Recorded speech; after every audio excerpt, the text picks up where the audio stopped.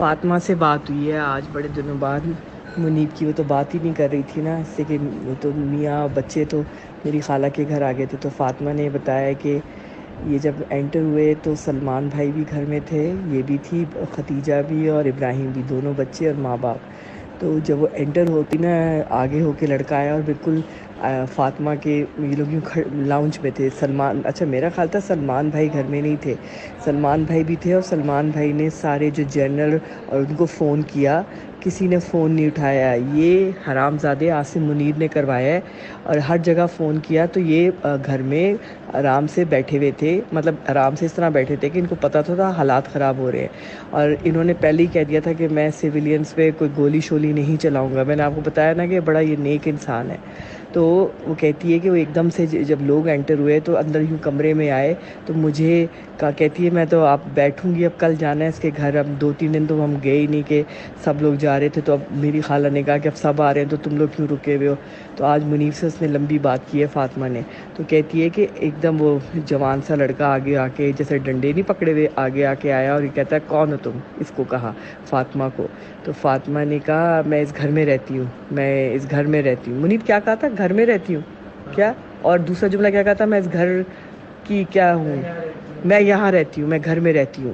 ایک دم سے فاطمہ، یہ میرا گھر ہے، ہاں فاطمہ نے کہا میرا گھر ہے۔ وہ ڈنڈے لے کے جب آگے آئے تو پھر اس لڑکے نے ایک دم سے کہا کہ ہم کیا، منیب کیا جملہ بولا؟ ہاں آپ اندر چلی جائیں، ہم عورتوں، آپ، ہاں آپ ہمارے لیے قابل احترام ہیں۔ تو وہ تو اس نے کہا آپ اندر چلی جائیں، قابل احترام ہے۔ پھر اس نے اپنی بیٹی کو اور بیٹے کو کہا اندر جاؤ۔ تو بیٹی نے کہا کہ وہ جو ختیجہ جس سے میں عیسیٰ کی کرنا چاہتی تھی وہ والی، اس نے کہا کہ میں اماں آپ کے بغیر اندر نہیں جاؤں گی۔ پھر اس نے چیخ کے کہا کہ اندر جاؤ، میں تمہاری وجہ سے یہاں باہر کھڑی ہوں، اندر جاؤ۔ تو پھر سلمان بھائی وہیں کھڑے رہے خاموش، کچھ نہیں ان کو کہا، اور انہوں نے وہ دھاما بولنا شروع کیا، اس میں وہ گلو بٹ سب تھے۔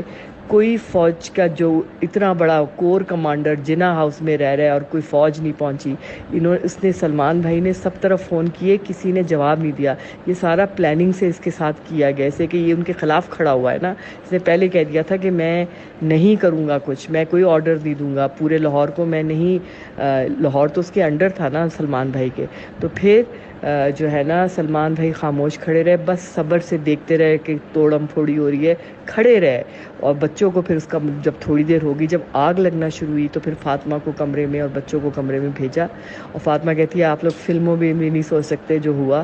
اور پھر اس کے بعد پیچھے سیڑھی لگا کے مہرین آپا، جو عطا وندیال کی بہن ہے نا، جو اس کی پھپھو کی بیٹی ہے اور اس کی بیٹی کی سمدھن ہے، سیڑھی لگا کے پیچھے ان کی دیوار ملتی ہے نا جنا ہاؤس سے، تو وہ اترے مہرین آپا کے گھر، بچے اور فاطمہ۔ جب آگ لگی سلمان بھائی اندر ہی رہے، اور سلمان بھائی نے بس یہ کہا تھا کہ میں اگر میرے بچوں پہ ہاتھ ڈالا تو پھر میں کوئی ایکشن لوں گا۔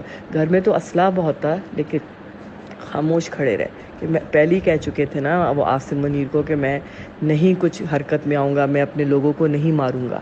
تو اسی لیے تو دیکھیں کیا کیا ہے انہوں نے اس کے ساتھ، پتہ نہیں آگے کیا کریں گے، اب کل جائیں گے ملیں گے۔